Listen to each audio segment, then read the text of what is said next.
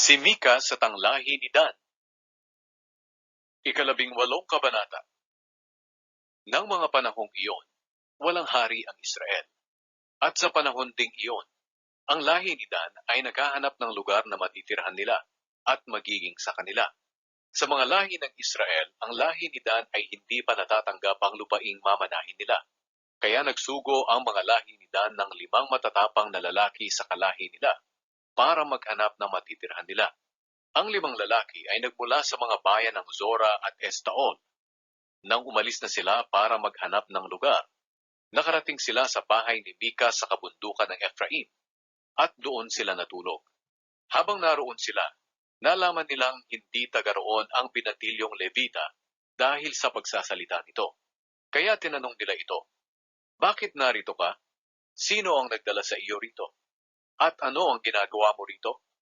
Ipinaalam niya sa kanila ang ginawa ni Mika sa kanya. Sinabi niya, "Nagtatrabaho ako bilang pari ni Mikas at pinapasahod niya ako."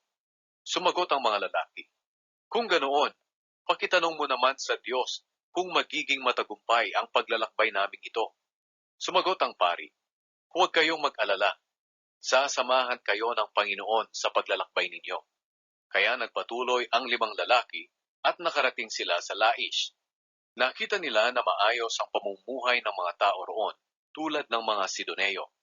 Mapayapa ang lugar, at mabuti ang kalagayan ng mga tao. Ang lugar na ito ay malayo sa mga Sidoneo, at wala silang kakamping bansa. Nang bumalik ang 5 lalaki sa Zora at Estaol, tinanong sila ng kanilang mga kababayan kung ano ang nakita nila. Sinabi nila, "Tayo na, nakakita na kami ng pinakamabuting lugar para sa atin. Bilisan natin. Lusubin na natin ang lupaing iyon. Ibinigay na iyon sa atin ng Diyos. Malawak at masagana. Naroon ang lahat ng kailangan natin. At isa pa, mapayapa ang lugar na iyon. Kaya hindi sila mag-iisip na may mangyayaring masama." Kaya mula sa Sora at Estaol, umalis ang 600 armadong lalaki mula sa lahi ni Dan para makipaglaban. Nagkampo sila sa gawing kanluran ng lungsod ng Kiriath Jearim sa Huda. Ito ang dahilan kaya hanggang ngayon ang lugar na iyon ay tinatawag na Kampo ni Dan. Mula roon nagpatuloy sila sa paglalakbay hanggang sa nakarating sila sa bahay ni Mikas sa kabundukan ng Ephraim. Pagkatapos, ang 5 lalaking iyon na nagmanman sa Laish ay nagsabi sa mga kasama nila, "Alam niyo ba na ang isa sa mga bahay dito ay may espesyal na damit ng pari? May Diyos-Diyosan na nababalutan ng pilak at iba pang Diyos-Diyosan. Ano kaya ang dapat nating gawin?" Matapos nilang magdesisyon kung ano ang gagawin, pumunta sila sa bahay ni Mikas at nangumusta sa binatilyong Levita na nakatira roon. Habang nakatayo sa pintuan ng lungsod ang pari at ang 600 armadong lalaki na kalahi ni Dan, pumasok ang 5 espiya sa bahay ni Mikas at kinuha ang espesyal na damit, ang imahen na nababalutan ng pilak, at ang iba pang Diyos-Diyosan. Nang makita ng pari na pinasok ng 5 tao ang bahay ni Mikas at kinuha ang mga gamit, nagtanong siya sa kanila, "Bakit niyo kinukuha iyan?" Sumagot sila, "Huwag kang maingay. Sumama ka sa amin, dahil gagawin ka naming pari at tagapayo. Ayaw mo bang maging pari ng isang lahi ng Israel kaysa ng isang bahay lang?" Nagustuhan ng pari ang inaalok sa kanya, kaya kinuha niya ang espesyal na damit, ang imahen na nababalutan ng pilak, at ang iba pang mga Diyos-Diyosan, at sumama sa kanila. Habang naglalakad sila, nauna sa kanila ang kanilang mga anak, mga hayop, at mga gamit. Hindi pa sila nakakalayo sa bahay ni Mikas, ay nalaman na ni Mikas ang nangyari. Kaya tinipon niya ang mga kapitbahay niya at hinabol nila ang mga kalahi ni Dan. Sinigawan nila sila at lumingon ang mga ito at nagtanong kay Mikas, "Ano ba ang nangyari at hinahabol niyo kami?"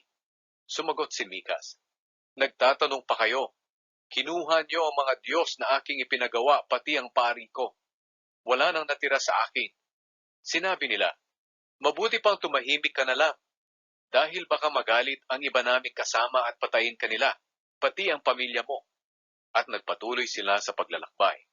Nakita ni Mikas na hindi niya sila makakaya, kaya umuwi na lang siya.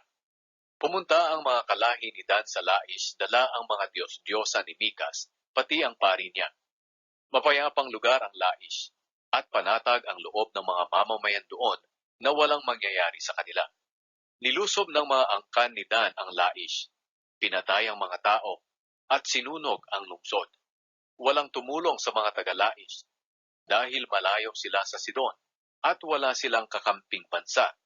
Ang lugar na ito'y malapit sa lambak ng Betreho. Ipinatayong muli ng mga lahi ni Dan ang lungsod at tinirahan nila ito. Pinalitan nila ng Dan ang pangalan nito, ayon sa pangalan ng ninuno nilang si Dan, na isa sa mga anak ni Jacob. Ipinatayo nila roon ang Diyos-Diyosa ni Mikas at kanilang sinamba.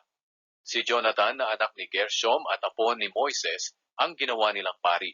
Ang mga angkan ni Jonathan ang naglingkod bilang mga pari sa lahi ni Dan hanggang sa pagkabihag sa mga taga-Israel.